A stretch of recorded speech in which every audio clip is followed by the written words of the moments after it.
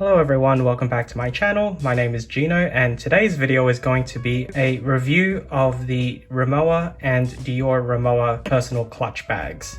Now I'm borrowing the Dior one for this video. Now I remember when this bag was released, there was a lot of hype behind it, and then a few months later this bag was released and everyone online was like, oh, why are they doing this? If I had waited a bit longer, I could have just gotten this one at a cheaper price. But I hadn't actually seen a full-on comparison video between the two. Now, even though this bag has been discontinued, this one is still on the market. So if you're looking to possibly buy the Dior one on the pre-loved market, but are considering whether the cheaper Rimowa one is better, then keep watching. So I thought it would be a good idea to actually finally put these two bags together and do an in-depth review of both of them. When I saw the Dior one, I absolutely loved it.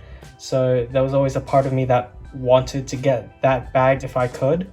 But now that I have the Rimowa side by side with it, I can finally make an objective comparison between the two. So I guess we'll begin with this one. This is an aluminium. You have Dior on the front and Rimowa on the back. This is silver with grey leather trim. You have the two snap closures at the top, a couple of D-rings, I guess you could say, and more D-rings on the side here for the crossbody strap. You have Dior embossed on the side here in a different font. It does have feet, and the leather has actually been trimmed down to actually fit snugly in between these two feet. So we have a little bit of wear there where the clasp rubs against the aluminium, so you do get some scuff marks there. Other than that, this bag has been well taken care of. I will say the glazing has worn off on the curve here on both sides. The embossing of the R is not as deep on this side anymore. Also, the embossing here has faded slightly on this side as well. Now let's compare it to the Rimowa polycarbonate one. So as you can see, the feet are distinctly different. With this one, you get the logo engraved on the feet. Otherwise, the hinge is exactly the same. This one has the snap button closure, but this one has nothing, but it still opens the same way.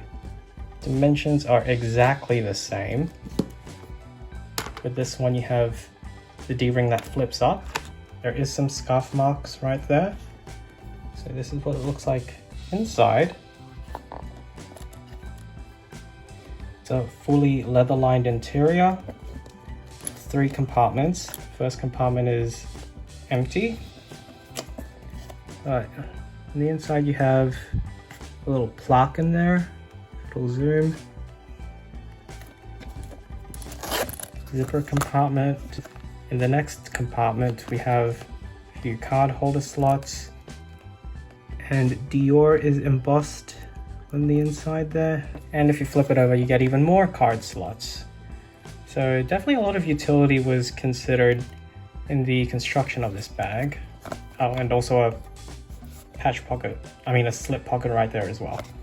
So a lot of compartments. I can tell that because of these two sides, it actually encroaches on the space in the middle.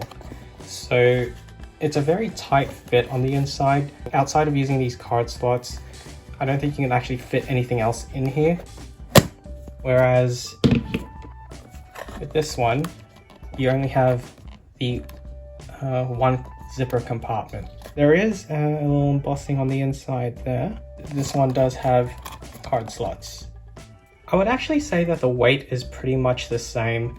One thing I noticed about this bag is that when it's cold, this bag also becomes cold.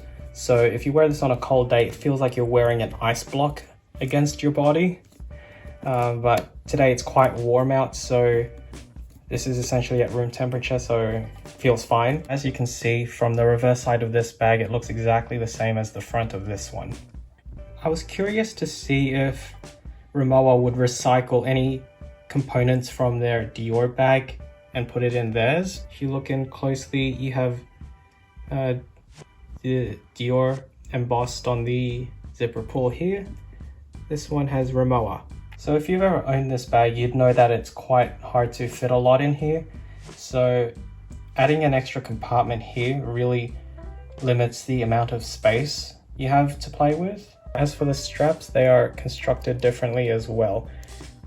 On the Rimowa, you have this lobster clasp, and the Dior has a slightly different one. The thickness of the strap here is thinner than this one. The buckle here is also slightly different, and the strap is fully adjustable to any length you want.